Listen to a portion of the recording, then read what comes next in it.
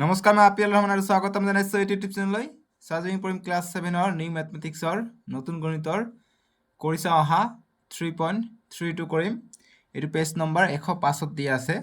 আমাক 1 নম্বৰ কৈছে যে টিনাই ঘৰত দিনটোৰ 6 ভাগৰ 1 ভাগ সময় অধ্যয়ন কৰে।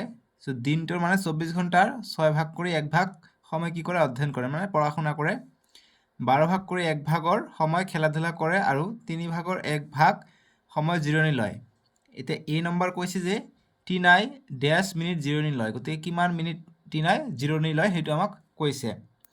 চ' গতিকে আমি এতিয়া 1ৰ এৰ সলিউশ্যন ধুনীয়াকৈ কৰি ল'ম।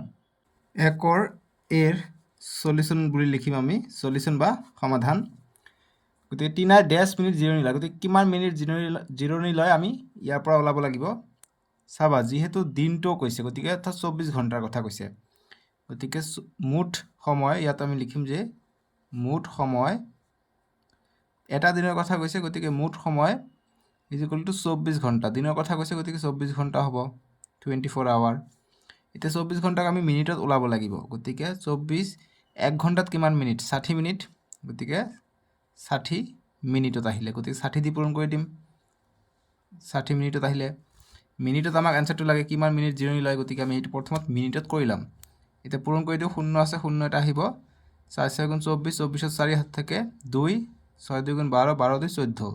গতিকে 1440 মিনিট মুঠ সময় থাকে এটা দিনত। ঠিক আছে। এতিয়া চাবা, প্ৰশ্নত যিটো কৈছে যে কিমান সময় জিৰণি লয়। গতিকে ইয়াত চাবা যে 3 ভাগৰ 1 ভাগ জিৰণি লয়।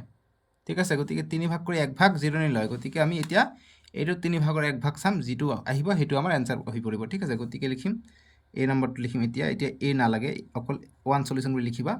এতিয়া এৰ সলিউশ্যন যে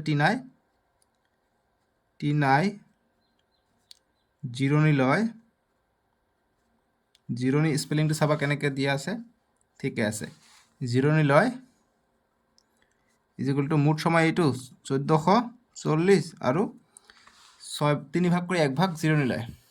3 ভাগ কৰি 1 ভাগ মানে 1/3, 3 ভাগৰ 1 ভাগ। এতিয়া কটাকটি কৰিম। 3 1 গুণ 3, 1 কাটিলে 3 2 গুণ 6, 3 4 গুণ 12, 3 4 গুণ 12 হয়, ইয়াত আছে 14, 2 যাব, ইয়াত 24 হ'ব, 3 8 গুণ 24, 0 এটা থাকে, 0 এটা আহিলে। গতিকে 480 মিনিট তেওঁ জিৰণি লয় তাৰমানে। ঠিক আছে, গতিকে টিনাই জিৰণি লয় 480 মিনিট। বাছ, এইটো গ'ল এ নম্বৰটোৰ উত্তৰ। এতিয়া আমি বি নম্বৰটো কৰিম। বি নম্বৰ দিছে আমাক। বি নম্বৰটো কৈছে যে টিনাই ডেছত আটাইতকৈ কম সময় ব্যৱহাৰ কৰে। গতিকে ক'ত আটাইতকৈ কম সময় ব্যৱহাৰ কৰে? আমাক এটা ভগ্নাংশ দিছে 6 ভাগৰ 1, এটা দিছে 12 ভাগৰ 1, এটা দিছে 3 ভাগৰ 1। চ' কোনটো ডাঙৰ কোনটো সৰু আমি নাজানো। চ' ক'ত আটাইতকৈ কম সময় ব্যৱহাৰ কৰে? গতিকে প্ৰথমত আমি ভগ্নাংশকেইটাৰ কোনটো ডাঙৰ কোনটো সৰু আমি ওলাই লওঁ। ভগ্নাংশকেইটা দিয়া আছে 1/6 দিয়া আছে। গতিকে ভগ্নাংশকেইটা দিয়া আছে 1/6। এটা আছে খেলা ধূলা কৰে 12 ভাগৰ 1 আৰু জিৰণি লয় কিমান? 3 ভাগৰ 1 বা 1/3। এই তিনিটা আমাক ভগ্নাংশ দিয়া আছে, 1/6, 1/12, 1/3। চ' আমি লিখি ল'লোঁ। এতিয়া এইকেইটা আমি সমান কৰি ল'ম হৰটো। হৰটো সমান হ'লেহে আমি গম পাম কোনটো বেছি আৰু কোনটো কম। যিটো কম হ'ব সেইটোৱে আমি লিখিম যে আটাইতকৈ কম সময় এইটোত কি কৰিছে, এইটোত অধ্যয়ন কৰিছে, এইটোত খেলা ধূলা কৰিছে, এইটোত জিৰণি লৈছে। গতিকে আমি তলতটো মিলাব লাগিব। হৰটো মিলাৰ কাৰণে আমি এই 6 12 3ৰ LCM ল'ম, লসাগু ল'ম। ঠিক আছে, গতিকে 6 12 আৰু 3 LCMটো কি হ'ব? ইয়াকো 3ৰে যায়, ইয়াকো 3ৰে যায়, ইয়াকো 3ৰে যায়। চ' 3 দিম, 3 2 গুণ 6, 3 6 গুণ 3 4 গুণ 12 আৰু 3 1 গুণ 3। 2ৰে ইয়াকো যায়, যিকোনো দুটাক গ'লে আমি কৰিম, 3টাক নগ'লে নাই। এটাক গ'লে আৰু কৰিব নালাগে। গতিকে ইয়াকো যায় 2ৰে দিম, 2 1 গুণ 2, 2 2 গুণ 4 আৰু ইয়াত 1 থাকিলে 4 নাযায়। গতিকে আমি এইকেইটা পূৰণ কৰি দিম। 3 2 গুণ 6, 6 2 গুণ 6 1 গুণ 6, 6 2 গুণ 12, 12 1 পূৰণ 1, 12 থাকে। গতিকে লসাগুটো পালে কিমান? 12। গতিকে প্ৰতিটোৰে তলত এতিয়া 12কে আহিব। গতিকে এতিয়া ভগ্নাংশকেইটা সমান হৈ যাব। এতিয়া চাবা নেক্সট কি হ'ব। এতিয়া এই 12ক 3ৰে ভাগ কৰিব লাগিব। 12ক 3ৰে ভাগ কৰিলে 3 1 গুণ 3, 3 4 গুণ 12, গতিকে 4 পালোঁ নহয়। গতিকে 4 পূৰণ ইয়াত 1 আছে, 1 হ'ল। নেক্সট 12ক 12 দি ভাগ কৰিলে কি পাম 1 পাম ইয়াত আছে 1 গতিকে 1 পূৰণ 1 এতিয়া 12ক 6ৰে ভাগ কৰিলে 2 পাম 12ক 6ৰে ভাগ কৰিলে 6 × 6 6 × 2 = 12 2 পালোঁ 1 আছে ইয়াত গতিকে 2 পূৰণ 1 এতিয়া নেক্সট কি হ'ব আমাৰ নেক্সট ভগ্নাংশ হ'ব 12 2 পূৰণ 1 2 12 তলত আছিলে 1 পূৰণ 1 1 আৰু ইয়াত আছে 12 আছে তলত 4 পূৰণ 1 4 সো এতিয়া চাবা কোনটো ভগ্নাংশ কম গতিকে 12 ভাগৰ 1টো কম গতিকে আমাক কৈছে প্ৰশ্নটোত যে T9 ড্যাশত আটাইতকৈ কম সময় ব্যৱহাৰ কৰে গতিকে কোনটোত কম সময় ব্যৱহাৰ কৰে আটাইতকৈ কম ভগ্নাংশটো হৈছে 12 ভাগৰ 1 অংশ ইয়াত আটাইতকৈ কম গতিকে 12 ভাগৰ 1 অংশত হৈ যাব অৰ্থাৎ 12 ভাগৰ 1 অংশত কি কৰিছিলে তেওঁ খেলা-ধূলা কৰিছিলে গতিকে খেলা-ধূলাত তেওঁ তাই কম সময় ব্যৱহাৰ কৰিছিলে ঠিক আছে গতিকে আমাক লিখিব লাগিব এইখিনি কৰিব লাগিব বিট কৰি লিখিবা অতএব T9 এই খেলা-ধূলাত 1/12 বা 12 ভাগৰ 1 ভাগত 1 ভাগ নিদিব কত খেলা-ধূলা কম কৰে কত মানে কম সময় ব্যৱহাৰ কৰে হেতু আমাক ক'ব কৈছে গতিকে লিখিবা যে T9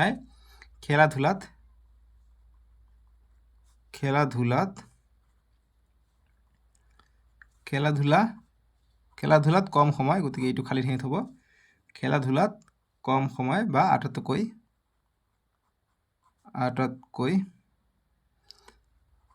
ঠাইয়ে নহ'ব এইফালে লিখি দিওঁ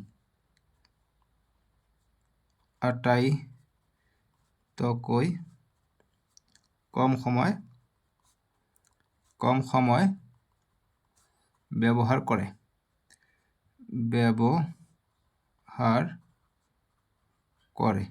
ঠিক আছে বুজি পালা যে অতএব T9 খেলা-ধূলাত আটাইতকৈ কম সময় ব্যৱহাৰ কৰে বুজি পালানে অংকটো একেবাৰে সহজ আছিল কিন্তু এনেকৈ আমি ওলাব লাগে এইবিলাক ক্লাস 9 10 তো গৈ পাবা এনেকুৱা ধৰণে আমি ভগ্নাংশ কেইটা হৰ কেইটা একে কৰিব লাগে ঠিক আছে এই ভগ্নাংশখিনি বুজি পাইছা না যে এইটো 12 ভাগ কৰি 4 ভাগ লৈছে এইটো 12 ভাগ কৰি 2 ভাগ গতিকে এইটোও বেছি এইটো 12 ভাগ কৰি 1 ভাগহে সময় খেলা-ধূলা কৰিছে গতিকে এইটো কম বুজি পাইছা এনেকৈ হৈছে বস্তুটো মুঠতে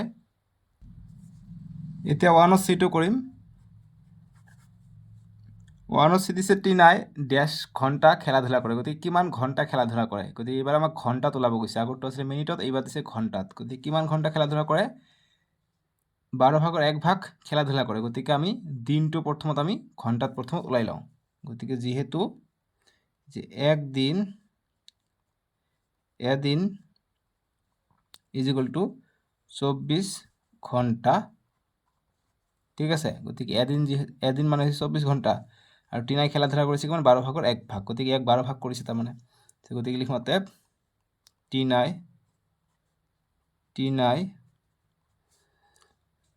খেলা-ধূলা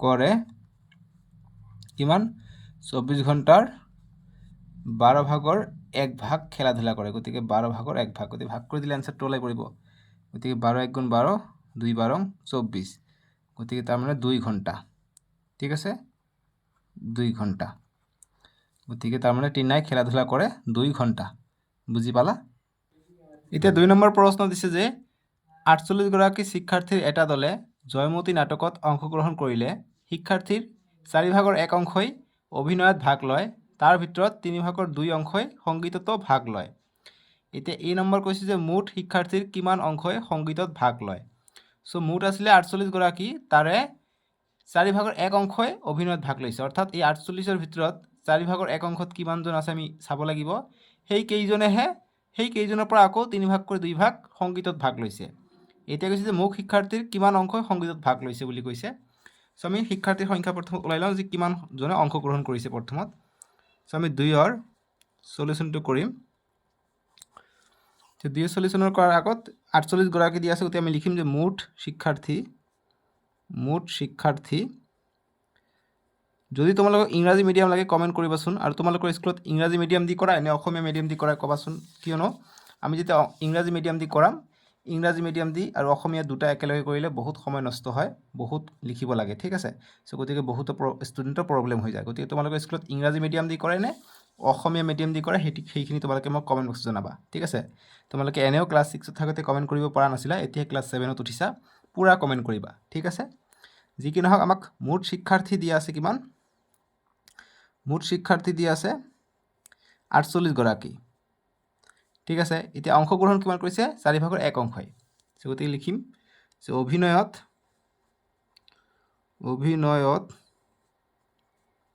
ভাগ লয়,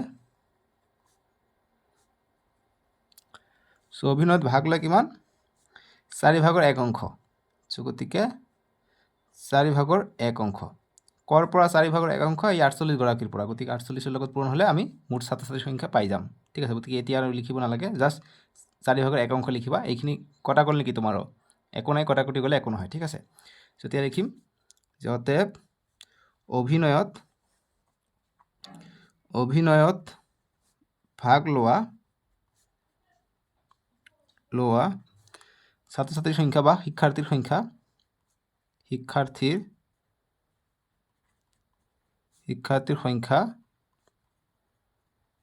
ইজিকুৱেল টু কিমান হ'ব? কমা দি তলত লিখোঁ। শিক্ষাৰ্থীৰ সংখ্যা কিমান হ'ব? মুঠ আছিলে 48 গৰাকী, তাৰে ভিতৰত 4/1 ভাগহে অভিনয়ত ভাগ লৈছে। গতিকে 4/1 ভাগ। এতিয়া কটাকটি কৰিলে মুঠ শিক্ষাৰ্থীৰ সংখ্যা ওলাই পৰিব যিকেইজনে অভিনয়ত ভাগ লৈছিলে। এতিয়া 4 × 1 = 4, 4 × 1 = 4, 4 × 2 = 8। গতিকে 12 পাই গ'লোঁ। গতিকে 12 গৰাকী শিক্ষাৰ্থী বা 12জন শিক্ষাৰ্থী লিখিব নালাগে ঠিক আছে, যে 12জন শিক্ষাৰ্থীয়ে অভিনয়ত ভাগ লৈছে। আকৌ এই 12জনৰ ভিতৰত 3/2 অংশই সংগীতত ভাগ লৈছে ঠিক আছে। গতিকে সংগীতত ভাগ লোৱাটো চাই লওঁ। আৰু সংগীতত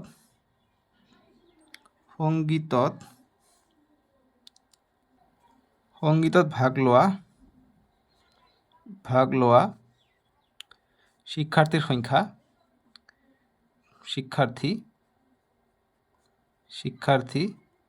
কিমান হ'ব? সংগীতত ভাগ লোৱা শিক্ষাৰ্থী মুঠ আছিলে 12জন, তাৰে 3/2 ভাগ লৈছে কিহত? সংগীতত। গতিকে 3/2 ভাগ লৈছে।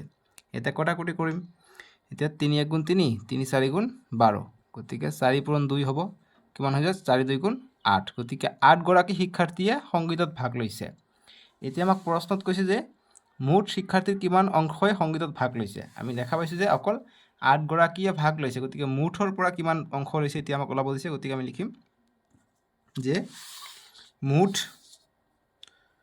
এইটো হ'ব এই নম্বৰটোৰ উত্তৰ, যে অতএব মুঠ শিক্ষাৰ্থীৰ 2ৰ কাৰণে এনেকৈ লিখিবা বস্তুখিনি, এনেকৈ লিখাৰ পিছত এতিয়া এই নম্বৰটোৰ উত্তৰ কৰিম। অতএব মুঠ শিক্ষাৰ্থীৰ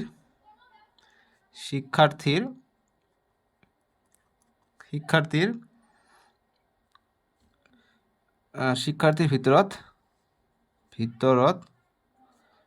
সংগীতত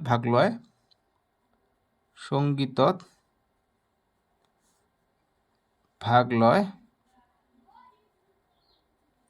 কিমান?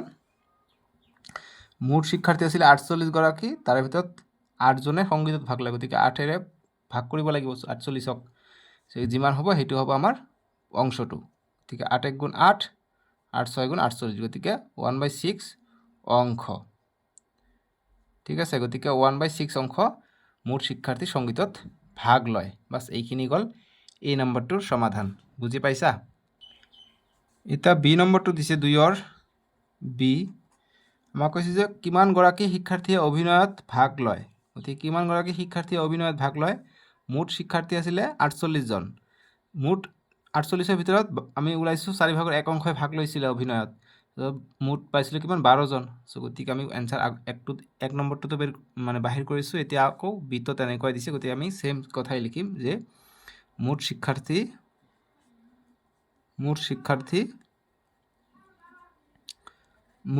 ইজিকুৱেল টু কিমান? 48 গৰাকী ঠিক আছে, 48 গৰাকী। এতিয়া 4/1 অংশই অভিনয়ত ভাগ লয়। গতিকে কৈছে যে কিমান গৰাকী শিক্ষাৰ্থীয়ে অভিনয়ত ভাগ লয়। গতিকে অতএব লিখিম যে অভিনয়ত ভাগ লয়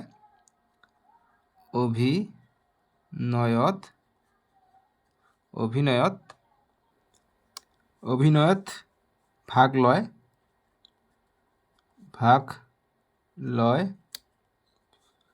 কিমান 48 গৰাকীৰ ভিতৰত 4/1 অংশই ভাগ লয়, গতিকে 4/1 1/4 4/1 অংশ। এতিয়া কটাকটি কৰিম, 4 × 4 4 12 48 অৰ্থাৎ 12 গৰাকী।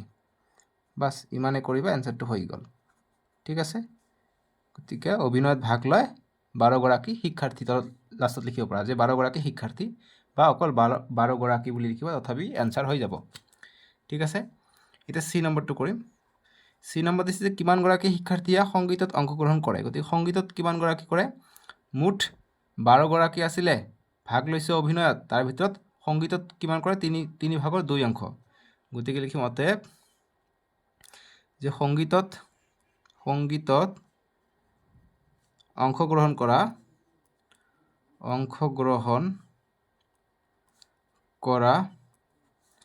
শিক্ষাৰ্থী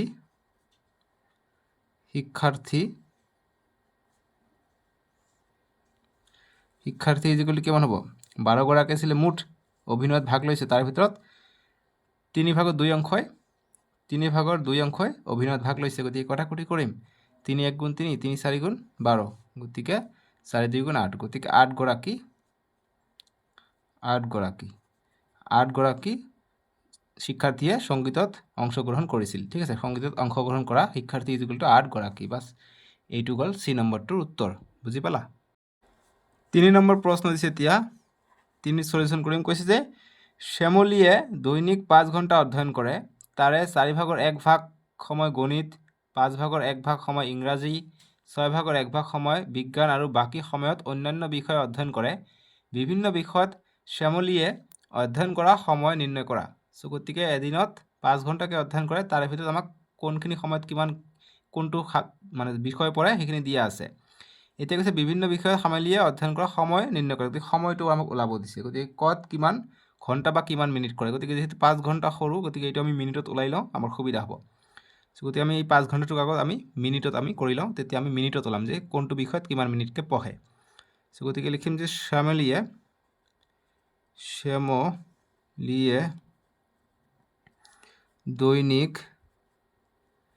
দৈনিক অধ্যয়ন কৰে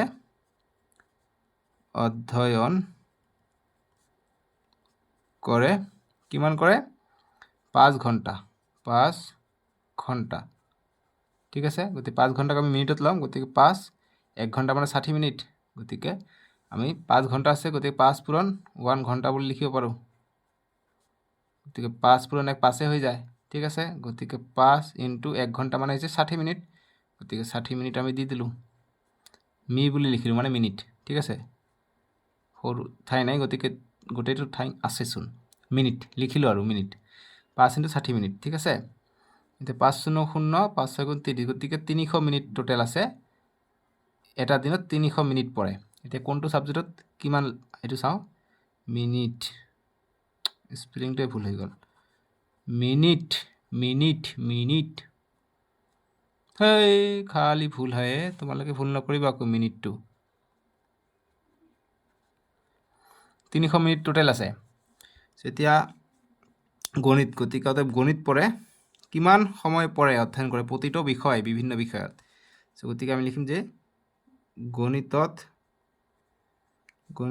অধ্যয়ন কৰা সময়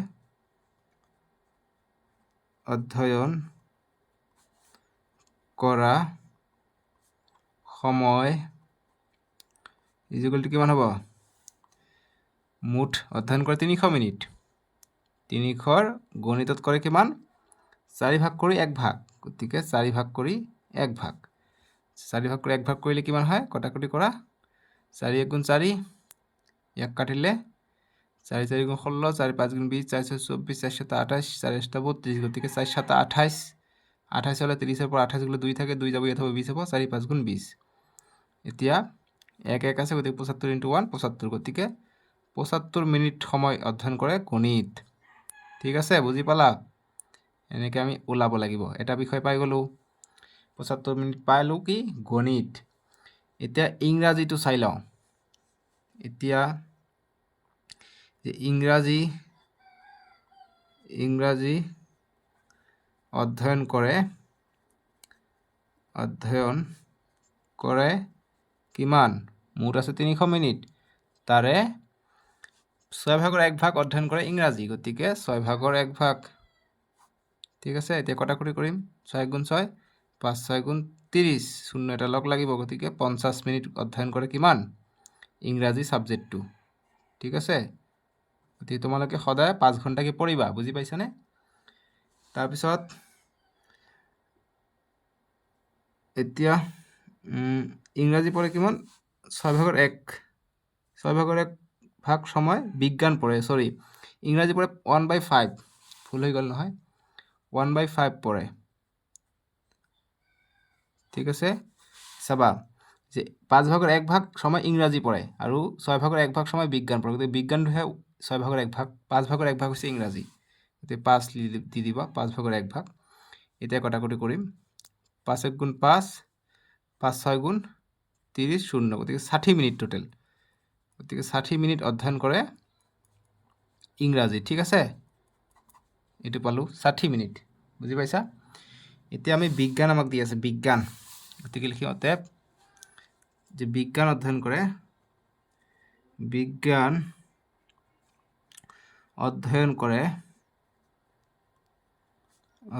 কৰে গতিকে টোটাল সময় হৈছে 300 মিনিট তাৰে বিজ্ঞান পঢ়ে 6/1 অংশ অৰ্থাৎ 1/6 এতিয়া কটাকটি কৰিম 6 × 6 5 6 × 30 শূন্য লগ লাগিলে অৰ্থাৎ 50 মিনিট অধ্যয়ন কৰে বিজ্ঞান ঠিক আছে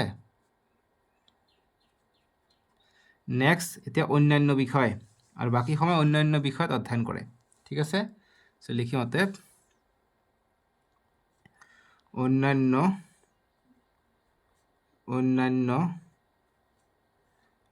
বানানটো ভুল হল নেকি নাই ঠিক আছে অন্যান্য বিষয়ত অধ্যয়ন কৰা সময় বিষয়ত অধ্যয়ন কৰা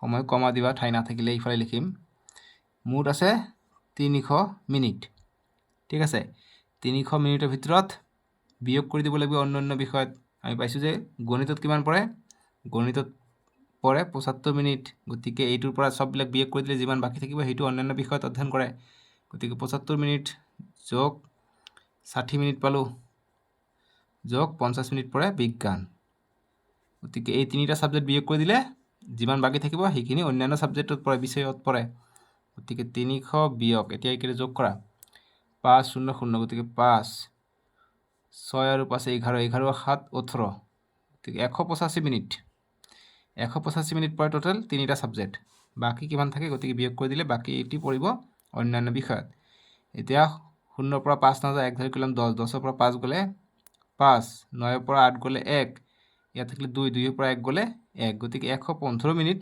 অন্যান্য বিষয়ত পড়ে ঠিক আছে গতিকে মিনিট বুজি পালা না অঙ্কটো কারণ বাকি তিনিটা সাবজেক্টত যিমান পড়িছে 300 ৰ পৰা বিয়োগ কৰিব লাগিব মুঠ 5 ঘন্টা পড়িছিল 300 মিনিট পড়িছিল সো বাকি তিনিটা সাবজেক্ট পড়াৰ পিছত যিমান বাকি থাকিছে সেইখিনি সময় অন্যান্য বিষয় পড়িছিল গতিকে সেইকাৰণে আমি 115 মিনিট পাই গলো অন্যান্য বিষয়ত তোমালোকে অঙ্কটো বুজি পালা না ইমানে আমাৰ आंसर আছিল 3 নম্বৰটো এতিয়া 4 নম্বৰ প্ৰশ্নটো আমি এতিয়া সলিউশন কৰিম 4 নম্বৰ প্ৰশ্ন কি কৈছে যে ববিতাই এটা কেকৰ 4/1 খাবলৈ ললে সেই মুহূৰ্ততে ভায়েক আহাত তাই নিজৰ ভাগৰ পৰা 5/2 ভায়েকক খাবলৈ দিলে কেকটোৰ কিমান অংশ ববিতাই খালে সো এটা কেক আছিলে কেকটোক 4 ভাগ কৰিছিলে 4 ভাগ কৰি 1 ভাগ কি কৰিছিলে ববিতাই খাবলৈ লৈছে সেই মুহূৰ্তত ববিতাৰ ভায়েকে আহি এই কেকটো অহাতে এই কেকটোৰ পৰা কি কৰিছে ববিতাই আকৌ এই সৰু অংশটোক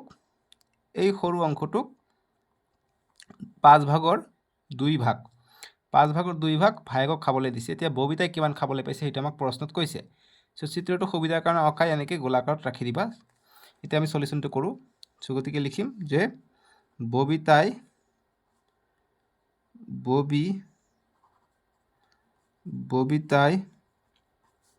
লোৱা কেকৰ অংশ কিমান আছিল 4/1 আছিল এতিয়া ভাইকে কিমান পাইছে আমি চাও অতএব নালাগে যে ভাইকে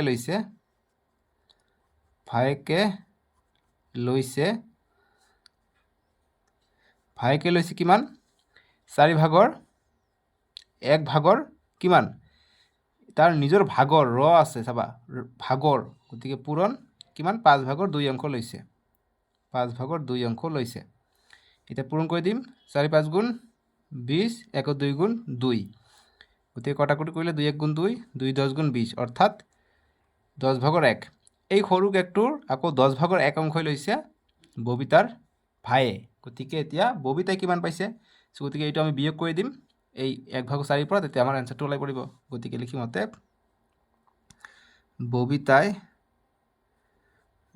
আমাক প্ৰশ্নত কি কৈছে দেখিবা প্ৰশ্নত কৈছে আমাক যে কেকটোৰ কিমান অংশ ববিতাই খালে গতিকে ববিতাই খোৱা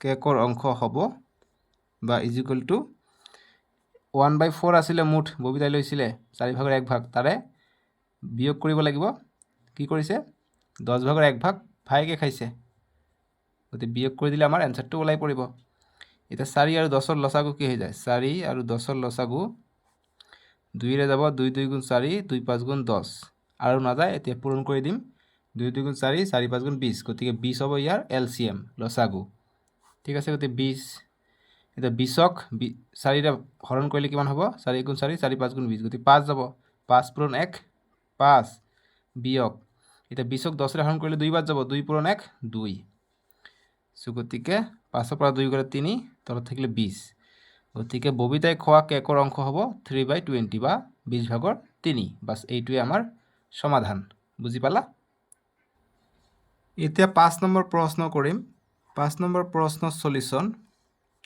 সমাধান কৈছে যে এখন বিদ্যালয়ৰ 150 গৰাকী শিক্ষাৰ্থী বাগিচাৰ কামত জড়িত তেওঁলোকৰ 3 ভাগৰ 2 ভাগ পাচলি বাগিচা আৰু 5 ভাগৰ 1 ভাগ ফুলনি বাগিচাৰ কামত জড়িত বুজি পাইছা এনেকৈ কৈছে এতিয়া কৈছে যে কিমান শিক্ষাৰ্থী ফুলনি বাগিচাত জড়িত গতিকে কিমান শিক্ষাৰ্থী ফুলনি বাগিচাত জড়িত গতিকে 5 ভাগৰ 1 ভাগ ফুলনি বাগিচাত জড়িত আৰু কৈছে যে যদি বাকি থকা শিক্ষাৰ্থীয়ে বাগিচাত পানী দিয়ে তেন্তে কিমান গৰাকী শিক্ষাৰ্থীয়ে পানী দিয়া কাৰ্যটো সম্পাদন কৰে গতিকে 150 ৰ ভিতৰত পাচলি বাগিচাত থাকে কিছুমানে বাগিচাৰ লগত জড়িত আৰু কিছুমানে পানী দিয়ে গতিকে বাকি যিমানখিনি থাকিব ইমানখিনি পানী দিয়ে এতিয়া পানী কিমান জনে দিয়ে সেইটো আমাক ওলাব কৈছে ঠিক আছে গতিকে তিনিটা প্ৰশ্ন দিছে গতিকে মুঠ শিক্ষাৰ্থীৰ সংখ্যা আমি লিখি লওঁ প্ৰথমত যে দিয়া আছে এনেকৈ লিখিব পাৰি যে গিভেন বা দিয়া আছে মুঠ শিক্ষাৰ্থী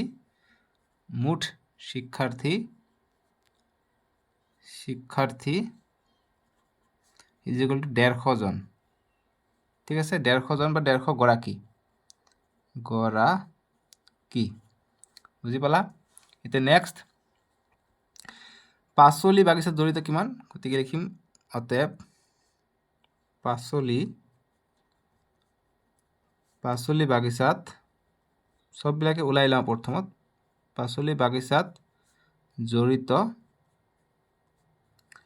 মুঠ হৈছে 150 তাৰে 3 ভাগৰ 2 ভাগ পাচলি বাগিচাত নিয়োজিত গতিকে 3 ভাগৰ 2 ভাগ গতিকে কটাকটি কৰিলে কি হ'ব 3 1 গুণ 3 3 5 গুণ 15 শূন্যটো লগ লাগিব এতিয়া 50 পূৰণ 2 100 জন বা 100 গৰাকী বাগিচাৰ কামৰ লগত জড়িত ঠিক আছে পাই গ'লো আমি যে 100 গৰাকী বাগিচাৰ কামৰ লগত জড়িত এতিয়া নেক্সট চাওঁ নেক্সট আমাক দিছে 5 ভাগৰ 1 ভাগ ফুলনি বাগিচা গতিকে ফুলনি বাগিচাটো ওলাই লওঁ আৰু ফুলনি বাগিচাৰ লগত জড়িত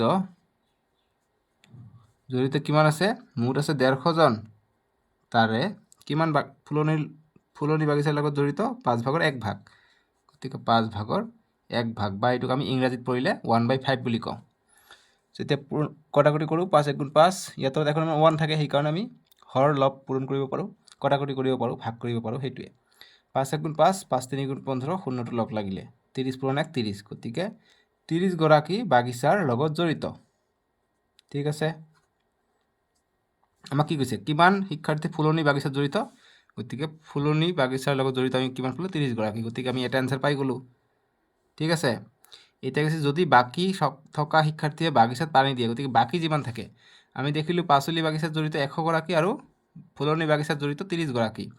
মুঠ আছে 150 গৰাকী, তাৰে ভিতৰত 100 আৰু 30 যোগ কৰিলে 130 জনে কি কৰে বাগিচা আৰু ফুলনিৰ লগত জড়িত, ফুলনি বাগিচাৰ লগত।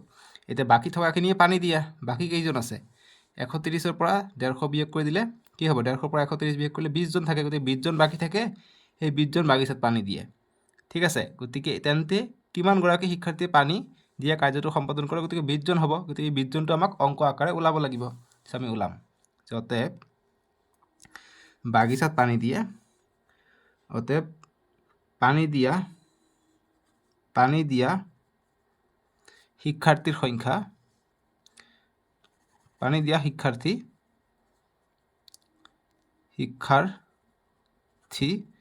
ইজ ইকুৱেল টু কিমান হ'ব, মুঠ আছে 150 গৰাকী, তাৰে ভিতৰত পাচলি বাগিচাত যায় 100 জন আৰু বাগিচাৰ লগত জড়িত 30 জন, গতিকে এইকেইটাক মাইনাছ কৰি দিব লাগিব। গতিকে 150 বিয়োগ 100 আৰু 30, 130, 150ৰ পৰা 130 গ'লে 20 গৰাকী হ'ব পানী দিয়া। ঠিক আছে, বাছ এইটোৱে এনচাৰ। উত্তৰ আমাৰ এইখিনি। আমাক কি কৈছে যে কিমান গৰাকী শিক্ষাৰ্থী পানী দিয়া কাৰ্যটো সম্পাদন কৰে, গতিকে লিখিছোঁ যে অতএব পানী দিয়া শিক্ষাৰ্থী 20 গৰাকী। বাছ এইটোৱে আমাৰ সলিউশ্যন। এইটো এটা সলিউশ্যন, এইটো এটা সলিউশ্যন। বুজি পাইছা? এইটো আমাক ওলাব লাগিব NI। এইটো নোলালে আমি কেনেকৈ জানিলোঁ হয় যে কিমান গৰাকী পাচলি দিয়ে, নহ'লে আমি পানী দিয়াটো ওলাব নোৱাৰিলোঁ হয় যে। চ' 5 নম্বৰটো সলিউশ্যন আমি এনেদৰে কৰিম। বুজি পাইছা? এইখিনি কৰিবা, সমাধান হৈ গ'ল তোমালোকৰ। 6 নম্বৰ প্ৰশ্নটো আমাক দিছে যে মাকে হাত খৰচৰ বাবে দিয়া 280ৰ 4/3 বিজিতে বহী আৰু কলম কিনাত আৰু 7/1 জ্যামিতি বাকচ কিনাত খৰচ কৰে। বিজিতৰ হাতত কিমান টকা বাকী থাকিল, তিনিওটা ভাগকে অধক্ৰমত সজোৱা। গতিকে তিনিওটা ভাগতে আমাক অধক্ৰমত সজাব কৈছে আৰু কিমান টকা বাকী থাকিল এইটো প্ৰথমত আমাক ওলাব কৈছে। আমি নিশ্চয়কৈ ওলাব পাৰিম। মুঠ কিমান টকা দিছে এইটো প্ৰথম ওলাই লওঁ, যে মাকে দিছে, মাকে মুঠ হাত খৰচ বা মাকে দিয়া বুলি লিখিবা, যে মাকে দিয়া মুঠ হাত খৰচ কিমান, 280 টকা। ঠিক আছে, এতিয়া 4/3 বিজিতে কি কৰিছে, বহী আৰু কলম। গতিকে লিখিম যে বহী আৰু কলম কিনিছে, বহী আৰু কলম কিনিছে কিমান, মুঠ 280 টকা আছিলে, তাৰে 4/3 কি কিনিছে, বহী আৰু কলম। গতিকে 4/3 এইখিনি বহী আৰু কলম কিনিছে। এতিয়া কটাকটি কৰোঁ, কটাকটি যায়, 2 2 গুণ 4, 2 14 28, শূন্যটো লগ লাগিব। আকৌ 2ৰে কাটিম, 2 1 গুণ 2, 2 7 গুণ 14, শূন্যটো লগ লাগিলে। এতিয়া 70 পূৰণ 3 থাকিলে, 70 পূৰণ 3 কৰা কিমান হয়, 3 0 0, 3 7 গুণ 21। গতিকে 210 টকা খৰচ কৰিছে বহী আৰু কলমত। ঠিক আছে, গতিকে আমাক এইটো কৈছে নেকি, গতিকে হাতত কিমান আছে এইটো আমাক ওলাব লাগে। গতিকে 210 টকা খৰচ হৈছে বহী আৰু কলমত। ঠিক আছে, এতিয়া তিনিওটা ভাগকে অধক্ৰমত সজাব দিছে, এইটো আমি পিছত কৰিম বাৰু। এতিয়া 7/1 জ্যামিতি বাকচ কিনিছে। লিখিম যে আৰু জ্যামিতি বাকচ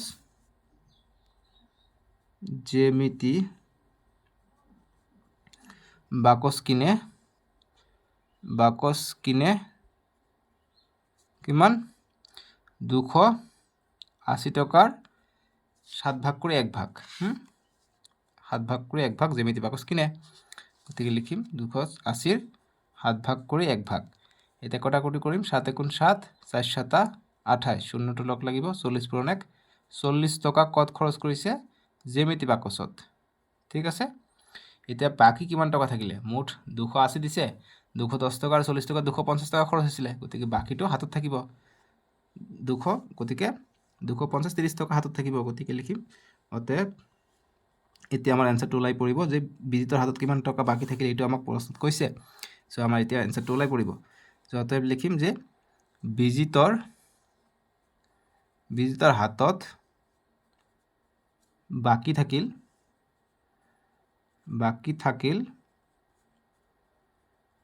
কিমান টকা থাকিব, মুঠ দিছে 280 টকা, তলত লিখোঁ, ঠাই নহ'ব ইয়াত, ঠাই নহ'লে এনেকৈ কমা দি এনেকৈ সমান সমান দিব পাৰি। ঠিক আছে, 280 টকা তাৰে পৰা জ্যামিতি বাকচ কিনিছে, বহী কলম কিনিছে 210 টকা আৰু জ্যামিতি বাকচ কিনিছে 40 টকা। গতিকে এইখিনি বিয়োগ কৰি দিব লাগিব। এতিয়া 280 বিয়োগ 210 আৰু 40 250। এতিয়া 280 পৰা 250 গ'লে 30 টকা তেওঁৰ হাতত বাকী থাকিলে। গতিকে বিজিতৰ হাতত বাকী থাকিল 30 টকা। বাছ এইটোৱে আমাৰ প্ৰথমটোৰ সমাধান হৈ গ'ল। বুজি পালা? এতিয়া আমাক কৈছে যে তিনিওটা ভাগকে অধক্ৰমত সজোৱা। গতিকে যি তিনিওটা ভাগ আমি পালোঁ, তিনিওটা ভাগ কি আছে? তিনিটা ভাগ আমি কি পালোঁ? গতিকে বিজিতৰ হাতত যিটো বাকী থাকিলে এইটোক আমাক প্ৰথমত ভাগত ওলাব লাগিব। গতিকে 30 টকাটো কিমান ভাগ হয় এইটো আমাক চাব লাগিব। গতিকে লিখিব অতএব বিজিতৰ হাতত বাকী থকা, এইটো অংশত ওলাম, বাকী থকা টকাৰ অংশ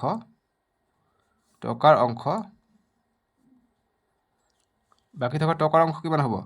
বাকী আছে হাতত 30 টকা আৰু মুঠ টকা আছিল 280। গতিকে 280 দি 30 ওপৰত দিলে হৈ যাব, মানে 280ক 30 দি ভাগ কৰিলে 30ক 280 দি ভাগ কৰিলে আমি পাই যাম বিজিতৰ হাতত কিমান অংশত পাই যাম টকাটো। গতিকে 0 0 কাটিব পাৰি, 3 × 3 এইটো কটাকৰি নাযায় দেই। 3/28 3/28 থাকিলে কি বিজিতৰ হাতত বাকী থকা টকাৰ পৰিমাণ বা অংশ 3/28। গতিকে আমাক এতিয়া তিনিটা ভাগ পালোঁ। এটা ভাগ, এটা হৈছে 7/1 1/7 7 ভাগৰ 1, এটা হৈছে 4 ভাগৰ 3, তিনিটা পাইছোঁ। এতিয়া এই তিনিটা ভাগকে অধক্ৰমত সজোৱা। গতিকে কোনটো ডাঙৰ কোনটো সৰু আমাক ওলাই পেলাই আমাক সৰুৰ পৰা ডাঙৰলৈ সজাব লাগে।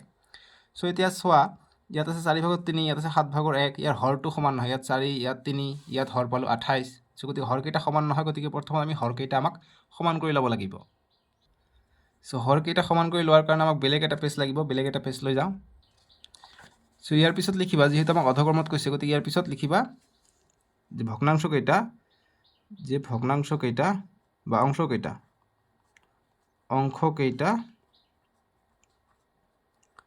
অংশকেইটা কি আছিলে? প্ৰথমত বহী আৰু কলম কিনোতে কিমান খৰচ কৰিছিলে? 4 ভাগৰ 3 অংশ। তাৰপিছত জ্যামিতি বাকচ কিমান কৰিছে? 7 ভাগৰ 1 অংশ। আৰু বিজিতৰ হাতত আছে কিমান? 28 ভাগৰ 3 অংশ। 28 ভাগৰ 3 অংশ। গতিকে এইকেইটা আমাৰ হৰকেইটা সমান কৰিব লাগিব, তেতিয়াহে আমি অধক্ৰমত সজাব পাৰিম। লসাগু লৈ লওঁ, 4 7 আৰু 28। লসাগু কিমান? 2ৰে দিওঁ, যিহেতু 2ৰে ইয়াকো যায় 2ৰে দিলে 2 2 গুণ 4, ইয়াক নাযায় তেনেকৈ থাকক, 7 থাকক, 2 14 28। এতিয়া আকৌ 7ৰে দিব পাৰি বা 2ৰে দিব পাৰি, যে 2 1 গুণ 2, ইয়াক নাযায় এনেকৈ থাকক, 2 7 গুণ 14। দুটাক গ'লে আমি কৰিম, গতিকে 7 7 ইয়াকো যায় 7ৰে দিম, ইয়াক 1 এনেকৈ থাকক, 7 1 গুণ 7 7 1 গুণ 7 7 1 গুণ 7। গতিকে আমি 1 1 পাই গ'লে এতিয়া পূৰণ কৰিম, 1 পূৰণ 1 পূৰণ 1 একে থাকে। গতিকে এইটো চাব নালাগে, ইয়াত চোৱা 2 2 গুণ 4 4 7 28। গতিকে 28 হৈ যাব ইয়াৰ লসাগুটো। গতিকে 28 28 20 হৈ যাব ইয়াৰ LCM2। এতিয়া চাবা, এতিয়া 28ক 4ৰে ভাগ কৰিলে কিমান হয়? 4 1 গুণ 4 4 5 গুণ 20 4 6 24 4 7 28। গতিকে 7 বাৰ যায়, গতিকে 7 আহিলে আৰু 3 আছে, 3 পূৰণ হ'ল। নেক্সট 28ক এইবাৰ 7ৰে পূৰণ কৰা, ভাগ কৰা, 7 1 গুণ 7 4 7 28। গতিকে 4 বাৰ যায়, 4 হ'ব ইয়াত, আৰু 1 আছে 1 ইয়াত থাকিলে। এতিয়া 28ক 28 দি ভাগ কৰিলে এবাৰ যায়, গতিকে 1 পূৰণ 3 আছে, 3 লিখিলোঁ। বাছ এতিয়া আমি কোনটো ডাঙৰ কোনটো সৰু পাই যাম। এতিয়া 3 7 গুণ 21 21, তলত আছে 28, ইয়াত তলত আছে 28, 4 1 গুণ 4, ইয়াত 28 আছে, 1 পূৰণ 3 3। এতিয়া চাবা 28 ভাগৰ 3 অংশ, 28 ভাগৰ 4 অংশ, 28 ভাগৰ 21 অংশ, কোনটো ডাঙৰ? 28 ভাগৰ 21 অংশটো ডাঙৰ। গতিকে অধক্ৰমত কৈছে, গতিকে আমি আটাইতকৈ সৰু হ'ব এইটো 28 ভাগৰ 3 অংশটো। গতিকে লিখিম অতএব, আমাক প্ৰশ্নত কি কৈছে চাবা, সেইটো আমাক মিলাব লাগিব, যে তিনিওটা ভাগকে অধক্ৰমত সজোৱা। গতিকে লিখিম যে ভাগকেইটা বা অংশকেইটা, ইয়াত ভাগকেইটা লিখিব পাৰা বা অংশকেইটা লিখিব পাৰা, ঠিক আছে, ন' প্ৰব্লেম।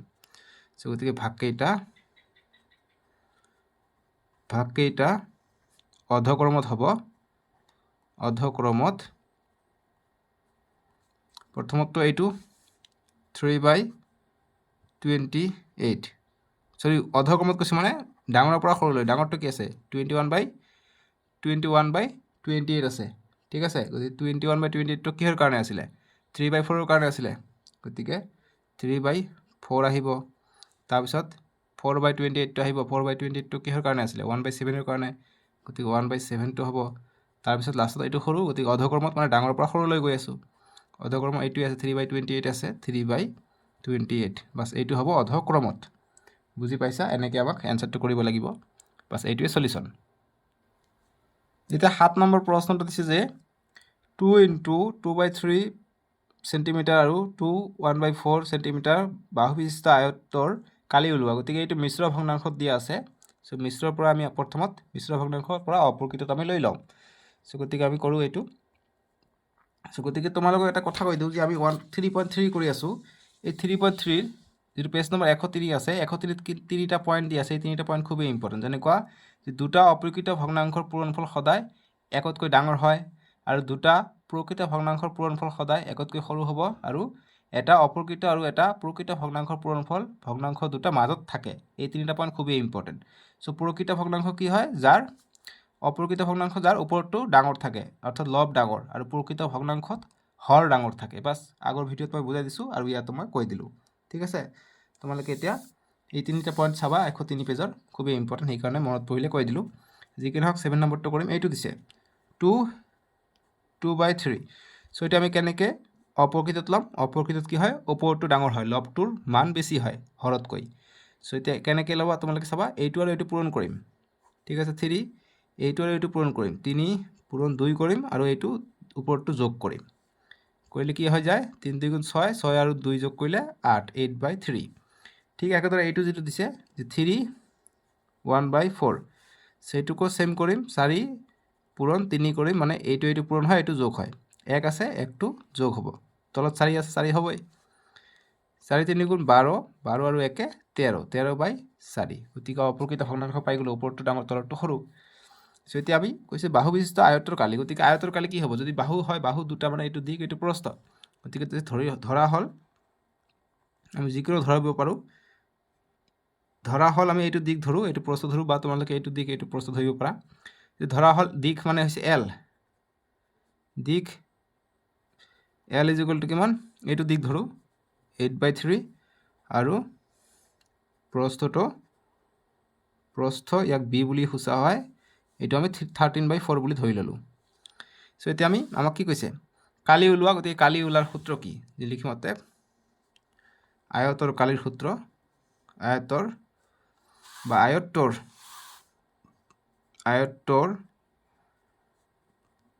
কালি আয়তৰ কালিৰ সূত্ৰ হৈছে দিক পূৰণ প্ৰস্থ এল ইনটু বি দিক পূৰণ প্ৰস্থ ঠিক আছে এল কিমান লৈছোঁ 8/3 পূৰণ বি 13/4 এতিয়া পূৰণ কৰি দিয়ে আনসাৰ আহি যাব 4 1 × 4 4 2 × 8 আৰু কটাকটি যায় নেকি নাযায় তলত থাকিলে 3 পূৰণ 1 3 ওপৰত থাকিলে 2 পূৰণ 13 2 13 26 26/3 ঠিক আছে যেহেতু এইবিলাক আমাক আয়তৰ দিক গতিকে এইবিলাক সেন্টিমিটাৰ বা মিটাৰত হয় গতিকে যিকোনো আমি এটা মান লৈ লওঁ সেন্টিমিটাৰ ধৰি ল'লোঁ সো গতিকে কালি কিমান হৈ যায় সেন্টিমিটাৰ পূৰণ হ'লে স্কোয়াৰ হৈ যায় গতিকে সেন্টিমিটাৰ স্কোয়াৰ 26/3 বা 3/26 সেন্টিমিটাৰ স্কোয়াৰ হৈ যাব আয়তৰ কালি বাছ এইটোৱে এনসাৰ 7 নম্বৰটোৰ বুজি পালা তোমালোকে চাবা সেন্টিমিটাৰতে দিয়া আছে ঠিক আছে সেমি মানে সেন্টিমিটাৰ তোমালোকে সেমি নিলিখি CM বুলি লিখিবা তথাপি হৈ যাব অসমীয়া মিডিয়াম ইংৰাজী মিডিয়াম CM লিখিবা নো প্ৰব্লেম কোনেও কাটি নিদিয়ে ঠিক আছে এনেকৈ লিখিবা হৈ যাব এনসাৰটো এককটো সেন্টিমিটাৰত দিয়া আছে সেইকাৰণে আমি সেন্টিমিটাৰে লিখিলোঁ এতিয়া 8 নম্বৰ প্ৰশ্ন দিছে যে সত্য নে অসত্য নিৰ্ধাৰণ কৰা 1 নম্বৰটো দিছে আমাক যে 2/3 × 3/4 মান দুটা ভগ্নাংশতকৈ ডাঙৰ সো গতিকে দুটা ভগ্নাংশতকৈ ডাঙৰ বুলি কৈছে যেনেকুৱা আমাক কৈছে যে 2/3 কথাটো কৈছে আমাক এনেকুৱা মই বুজাই দিওঁ মানে ইয়াৰ মান যেটো হ'ব পূৰণ কৰিলে যেটো মান পাম এই মানটো দুটা ভগ্নাংশতকৈ ডাঙৰ হ'ব অৰ্থাৎ এইটোতকৈ ডাঙৰ হ'ব এইটোতকৈ ডাঙৰ হ'ব গতিকে চেক কৰি চাওঁ হয়নে নহয় গতিকে পূৰণ কৰিলে কি হ'ব 2 3 × 6 বা 3 3 কাটিব পাৰি 3 1 × 3 3 1 × 3 2 1 × 2 2 2 × 4 গতিকে 1 পূৰণ 1 1 1 পূৰণ 2 2 সো এটা আমি আধা পাই গ'লোঁ ইয়াত আছে 3/2 ইয়াত আছে 4/3 গতিকে আধাতকৈ বেছি আছে সো গতিকে কৈছে যে এই দুটা পূৰণ কৰিলে দুটা ভগ্নাংশ দুটা ভগ্নাংশতকৈ ডাঙৰ হ'ব গতিকে এইটোতকৈ ডাঙৰ হ'ব এইটোতকৈ ডাঙৰ হ'ব কিন্তু আমি দেখিলোঁ হাফহে পালোঁ এইটো পূৰণ কৰিলে চ' আধাটো ইয়াতকৈও সৰু গতিকে এইটো অসত্য গতিকে লিখোঁ অতএৱ অসত্য ঠিক আছে কিয়নো এইটো সৰু ঠিক আছে বা তোমালোকে যদি হৰটো মিলাই কৰিব বিচাৰা তথাপি পাবা এনেকৈ যিহেতু ইয়াত 2 হৰ আছে ইয়াত 3 ইয়াত 4 তোমালোকে হৰটো সেম কৰিব পাৰা এনেকৈ 2/3 ইয়াত আছে 3/4 1/2 আছে চ' হৰটো তোমালোকে যদি সেম কৰিব বিচাৰা তেতিয়া চোৱা যে কিমান পোৱা কোনটো ডাঙৰ পোৱা কোনটো সৰু পোৱা চ' ইয়াৰ লছাগু কি হ'ব 3,4,2 চ' 2 ৰে দিওঁ 2 2 গুণ 4 2 1 গুণ 2 3 আৰু নাযায় 2 3 গুণ 6 6 2 গুণ 12 12 হৈ যাব ইয়াৰ এলচিএম এতিয়া 12ক 4 ৰে ভাগ কৰিলে 3 বাৰ যাব 3 পূৰণ 3 9 12ক 3 ৰে ভাগ কৰিলে 4 বাৰ যাব 4 পূৰণ 2 8 12ক 2 ৰে ভাগ কৰিলে 6 বাৰ যাব 6 পূৰণ 1 6 গতিকে দেখা আমাৰ এইটো আৰু এইটো আছে 12/9 এইটো আছে 12/8 কিন্তু দুটা পূৰণ কৰি আমি কিমান পালোঁ 12/6 পালোঁ গতিকে আমাক কৈছে যে যিটো পূৰণ কৰি ভগ্নাংশটো পাম এইটোতকৈ ডাঙৰ বুলি কৈছে কিন্তু আমি ডাঙৰ বুলি পোৱা নাই ঠিক আছে ডাঙৰ বুলি পোৱা নাই আমি সৰুহে পাইছোঁ গতিকে সেইকাৰণে অসত্য হ'লে চ' এইখিনি লিখিব পাৰা নহ'লে এক্সট্ৰাকৈ এইখিনি লিখি দিব পাৰা ন' প্ৰব্লেম তোমালোকৰ এইটো পৰীক্ষাৰ MCQৰ কাৰণে আহিব পাৰে ইম্পৰ্টেণ্ট ঠিক আছে তোমালোকক বুজাই দিয়াৰ কাৰণে এইখিনি কৰিলোঁ বাকী এইখিনিতে তোমালোকে এনচাৰ ৰাখি দিবা হৈ যাব 8ৰ 1 নম্বৰটো বুজি পালা গতিকে ইয়াৰ পৰা MCQ আহে যে দুটা প্ৰকৃত ভগ্নাংশ যেতিয়া আমি পূৰণ কৰিম ভগ্নাংশটো আগৰ ভগ্নাংশতকৈ ডাঙৰ নহয় ঠিক আছে গতিকে অসত্য পালোঁ মানে কি ডাঙৰ বুলি কৈছে ডাঙৰ আমি পোৱা নাই গতিকে এইটো প্ৰকৃত ভগ্নাংশ এতিয়াও প্ৰকৃত ভগ্নাংশ যিহেতু হৰটো ডাঙৰ চ' দুটা প্ৰকৃত ভগ্নাংশৰ পূৰণফল সদায় কি হয় এই ভগ্নাংশটোতকৈ সৰু হয় মনত ৰাখিবা ঠিক আছে এতিয়া 2 নম্বৰটো দিছে আমাক যে 5/4 পূৰণ 16/7ৰ দুটা ভগ্নাংশতকৈ ডাঙৰ গতিকে চাওঁ পূৰণ কৰি যে দুটা ভগ্নাংশতকৈ ডাঙৰ হয় নে সৰু হয় চেক কৰি চাওঁ কটা কৰি যায় নেকি যায় 4 1 গুণ 4 4 4 গুণ 16 আৰু কটা কৰি নাযায় 4 5 গুণ 20 তলত থাকিলে 7 চ' এতিয়া চাবা এটা আছে আমাক 5/4 এটা দিছে আমাক 16/7 আৰু এনচাৰটো পালে আমি 20/7 চ' কোনটো ডাঙৰ কোনটো সৰু আমি কেনেকৈ চাওঁ আমাক কৈছে যে এইটো ডাঙৰ বুলি পাম বুলি কৈছে গতিকে আমি চাওঁ এইটো ডাঙৰ হয় নে নহয় এইটো আৰু এইটোতকৈ যেতিয়া আমি হৰটো সেম কৰিম তেতিয়া গম পাম যে ডাঙৰ হয় নে নহয় তেতিয়া আমি ক'ম যে সত্য নে অসত্য চ' হৰটো সমান কৰি লওঁ প্ৰথমত হৰটো সমান কৰিলে কি হ'ব এলচিএম ল'ব লাগিব 4 7 7ৰ এলচিএম 4 7 7ৰ এলচিএম 7 লৈ লওঁ 7 1 গুণ 7 7 1 গুণ 7 এইটোক নাযায় 4 অকলে থাকিলে দুটা থাকিলে ল'লোঁ হয় এটা আছে ল'ব দৰকাৰ নাই এতিয়া 4 7 28 গতিকে 28 হৈ যাব ইয়াৰ এলচিএমটো এতিয়া চাবা 28ক 7ৰে হৰণ কৰিলে 4 7 28 গতিকে 4 বাৰ যায় 4 পূৰণ 20 কিমান হৈ যায় 4 পূৰণ 20 কৰিব লাগিব গতিকে 4 20 80 নেক্সট 28ক 7 দি ভাগ কৰিলে আকৌ 4 বাৰ যাব 4 পূৰণ 16 4 16 কিমান হৈ যায় 4 পূৰণ 16 কৰা 4 6 গুণ 24 24ৰ 4 7 থাকে 2 4 গুণ 4 4 আৰু 2 6 64 পাই যাওঁ ঠিক আছে 4 6 গুণ 24 ঠিক আছে নেক্সট 28ক 4ৰে কৰিলে 7 বাৰ যায় 4 7 28 গতিকে 7 পূৰণ 5 5 7 35 চ' এতিয়া চোৱা আমাক ভগ্নাংশ দিছিলে এইটো এটা এইটো আছে 28/35 এইটো আছে 28/64 কৈছে যে এই দুটা পূৰণ কৰিলে আমি যিটো মান পাম এইটো ডাঙৰ বুলি কৈছে গতিকে দেখা পাইছা তোমালোকে যে এইটো ডাঙৰে পাইছোঁ 28/80 পাইছোঁ যিটো এইটো আৰু এইটোতকৈ ডাঙৰ গতিকে এইটো সত্য হ'ব ঠিক আছে গতিকে ইয়াত চাইডত লিখিব পৰা যে ডাঙৰ পালোঁ আমি অতএৱ সত্য এইটো ঠিক আছে হৰটো সেম নকৰাকৈ আমি গম নাপাম 2 নম্বৰটো সলিউশ্যন ইমানখিনি কৰিবা হৈ যাব মানে পূৰণ কৰি পেলাই আমি এইটো আৰু এইটো ভগ্নাংশতকৈ ডাঙৰ পাইছোঁ বুজি পাইছা সত্য হ'ল এইটো 2 নম্বৰটো MCQৰ কাৰণে আহিব পাৰে যে এটা দুটা অপ্ৰকৃত ভগ্নাংশ এইটো চাবা হৰটো সৰু ইয়াতো হৰটো সৰু লবটো ডাঙৰ চ' দুটা অপ্ৰকৃত ভগ্নাংশৰ পূৰণফল সদায় যিটো মান পাম সেইটো ভগ্নাংশতকৈ ডাঙৰ হ'ব ঠিক আছে এইটো MCQৰ কাৰণে চাবা নেক্সট 3 নম্বৰটো যিটো আছে 7/4 পূৰণ 2/3ৰ মান দুটা ভগ্নাংশতকৈ সৰু গতিকে এইটো পূৰণ কৰিলে আমি যিটো মান পাম এইটো দুটা ভগ্নাংশতকৈ সৰু পাম বুলি আমাক কৈছে গতিকে চেক কৰোঁ পাওঁনে নাই এতিয়া 7 কটাকটি যায় নেকি যায় 2 1 গুণ 2 2 2 গুণ 4 আৰু নাযায় 7 পূৰণ 1 7 2 পূৰণ 3 6 6/7 পালোঁ গতিকে তলৰ হৰটো সমান নহয় গতিকে হৰটো সমান কৰি লওঁ চাওঁ এইটো ডাঙৰ পাওঁ নে সৰু পাওঁ আমাক কৈছে যে ভগ্নাংশতকৈ সৰু পাম বুলি কৈছে গতিকে যদি সৰু পাওঁ সত্য সৰু নাপালে অসত্য সো গতিকে প্ৰথম ভগ্নাংশ দিছে 7/4 তাৰপিছত দিছে 2/3 আৰু পালো কিমান 7/6 গতিকে আমি কি আমাক হৰ কেইটা সমান কৰিব লাগিব সো এলচিএম লৈ লওঁ 4 3 আৰু 6 এলচিএম 2 এৰে দিওঁ 2 2 গুণ 4 ইয়াক নাযায় 3 তেনেকৈ থাকক 2 3 গুণ 6 এতিয়া 3 এৰে যাব 2 আহিলে 3 1 গুণ 3 3 1 গুণ 3 আৰু নাযায় এতিয়া পূৰণ কৰি দিয়া 2 3 গুণ 6 6 2 গুণ 12 গতিকে 12 হৈ যাব ইয়াৰ লসাগু এতিয়া 12ক 6 এৰে ভাগ কৰিলে 2 বাৰ যাব 2 পূৰণ 7 2 7 গুণ 14 ডাইৰেক্ট কৰি আছো ঠিক আছে এতিয়া 12ক 3 এৰে হৰণ কৰিলে কিবাত যাব 3 4 গুণ 12 4 বাৰ যাব 4 পূৰণ 2 8 এতিয়া 12ক 4 এৰে ভাগ কৰিলে কিবাত যাব 3 বাৰ যাব 3 পূৰণ 7 3 7 গুণ 21 12ক 4 এৰে ভাগ কৰিব লাগিব 4 1 গুণ 4 4 3 গুণ 12 গতিকে 3 পূৰণ 7 হ'ব 3 7 গুণ 21 এনেকৈ আমি ডাইৰেক্ট কৰিলোঁ বুজি পাইছা এতিয়া চাবা কোনটো ডাঙৰ হ'লে এয়া হৈছে 12 ভাগৰ 21 এয়া হৈছে 12 ভাগৰ 8 আৰু পাইছোঁ কিমান 12 ভাগৰ 14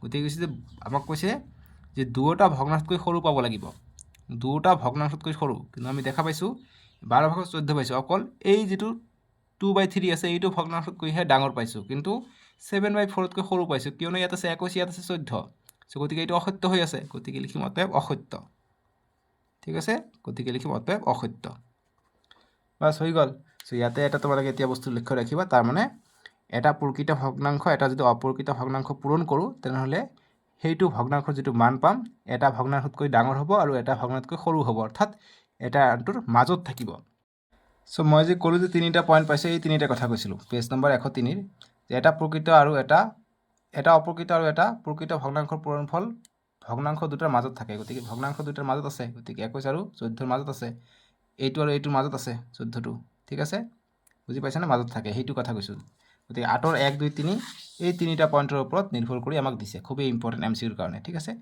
আজিলৈকে ইমানে আছিলে নেক্সট ভিডিঅ'ত আমি 3.42 কৰিম স্ক্ৰীনৰ ৰাইট ছাইডত দিব নহ'লে ডেছক্ৰিপশ্যনত দিয়া আছে তাতে ক্লিক কৰি চাব পাৰিবা আৰু প্লে লিষ্টটো বনাই দিয়া আছে ক্লাছ 7ৰ কাৰণে প্লে লিষ্টটো গৈ চাব পাৰিবা আৰু চেনেলটো ছাবস্ক্ৰাইব কৰি ৰাখিবা নহ'লে কিন্তু চেনেলটো হেৰাই যাব ঠিক আছে হেৰাই গ'লে তোমালোকে আকৌ ভিডিঅ'বিলাক বিচাৰি নাপাবা যি কি নহওক ছাবস্ক্ৰাইব কৰি ল'বা আৰু ভিডিঅ'টো লাইক কৰি দিবা আজিলৈকে আহোঁ দিয়ক বাই বাই টেক কেয়াৰ